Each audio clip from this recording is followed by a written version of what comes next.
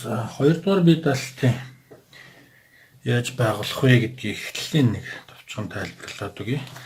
За нэгдүгээр бие даалт бол энэ геометри байгуулалт гэсэн энэ гарын авилгаас өгөгдөл нэгээд хамгийн гол нь эндээс дүрм стандартын байгуулалт. Тэгээд бусад байгуулалтуудыг яажсэн бол 2, 3, 4-р бие даалт бол энэ төрөл геометри гэсэн энэ лекц нь байгаа. Төрөл геометрийн цагаан ном гэдэг оюутнууд ирдэг дөө. За эндээс энэ өгөгдлүүдийг өгнө. Хоёрдугаар бие даалтын өгөгдлүүдийг юм байж байгаа. За энийг тусад PDF файл болгоод өгсөн байгаа. Энд вариантын дугаар өгсөн, энд цэгүүдийн координат нэг өгсөн, энд бодлогын нөхцлүүд нэг өгсөн.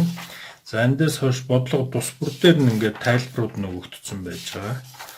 Ингээд тэгээд хамгийн сүүлд нэг A4-ийн цаасан дээр ийм бодлоготой болно гэдэг ингээд жишээ тайлбарууд нь өгөгдсөн байна. За жишээлбэл энэ дээр нэг байгуулалтыг эхлээд байгуулсан байна.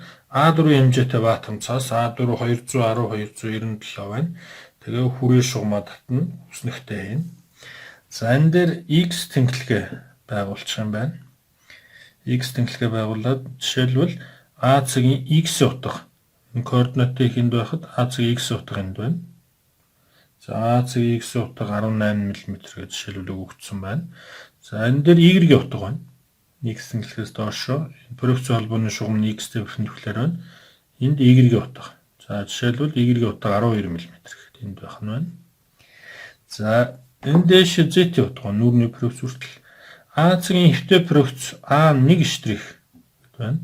A-ийн нүүрний проекц A2 штрих гэдэг. За Z утга нь бол энэ байна. Z утга бол энэ жишээ 85 мм гэдэг өгөгдсөн байна. За яг иймэрхүү маягаар A B цэгийн X утга координатын ихээс X тэнхлэгийн дагуу B цэгийн X утга. За X утгаас доош Y утга байна. B цэгийн Y утга энд B цэгийн хэвтэй проекц байна. B цэгийн Z утга B цэгийн нүүрний проекц. За C цэг координатын ихээс C цэгийн X утга. За энд бол 135 мм гэдэг өгөгдсөн байна. За Y утга нь 50 мм. Энд Z цэгийн хэвтэй проекц байна. За Z утга нь 80 мм. X утгаас Z тэнхлэгтэйгээ параллел проекцийн холбооны шулуу. Энд C цэгийн нүүрний проекц 2 штрих байна.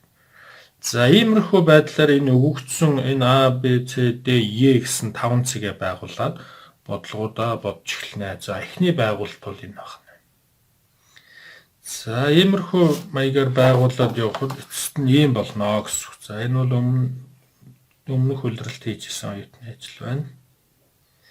За жишээлбэл бидний байгуулсан нөгөө A, B, C гурвалжин маань энэ байж байна. Хэвтэй проекцны нүүрний проекцны. За D, E гэсэн шулуун маань энэ байж байна. Хэвтэй проекцны энэ байж байна. За эхний бодлого нэгдүгээр бодлого дээр бол альфа автгатай D, E шулууны огтлох цэгийг олгож байна. За D, E шулуун альфа автгатай огтлсон K цэгэнд байж байна. Одоо хэвтэй проекц нь болохоор энд байгаа юм. Энэ K цэгийн хэвтэй проекц нь. За тэгэхийн тулд яасан бэ гэхээр D, E цэгээ дариулаад туслах гамма автга авсан байна. Тэр нь альфа автгаын A, B болон AC талуудтай 1, 2 цэгээр хотолцсон. Тэрийг A, B тал дээр 2 цэг, AC тал дээр 1 цэг, 1, 2 цэгээ холбоод үргэлжлүүлээд D-тэй хотолцуулахад энэ K цэг маань гарч байгаа. K цэгийн нүүрний проекц байна гэдэг. Эхний бодлого бол иймэрхүү байдалтай явна гэсэн. За хоёр дахь бодлого бол D цэгээс альфа автга хүртэлх зай олж байгаа. За тэр зайн бодит хэмжээг бол энд олцсон байгаа даа.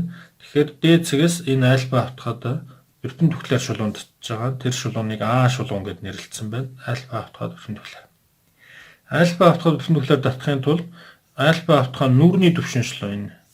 Нүүрний түвшиншлөөний нүүрний проекцд перпендикуляр татж байгаа. Нүүрний проекц нь A шлуун нүүрний проекц. A шлууны хэвтэй проекц бол хэвтэй түвшиншлөөний хэвтэй проекцд нь перпендикуляр байна. Одоо энэ дааш гэдээ байгуулсан. Энэ перпендикуляр байна.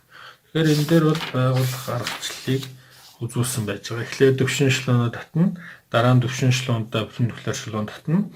Тэгээд перпендикуляр татсан шулуун энэ альфа автгатай огтлцож байгаа. Энэ L цэгийг тодорхойлно. Тэгээд L цэгээс D цэг хүртэлх зайн бодит хэмжээг олно гэдэг.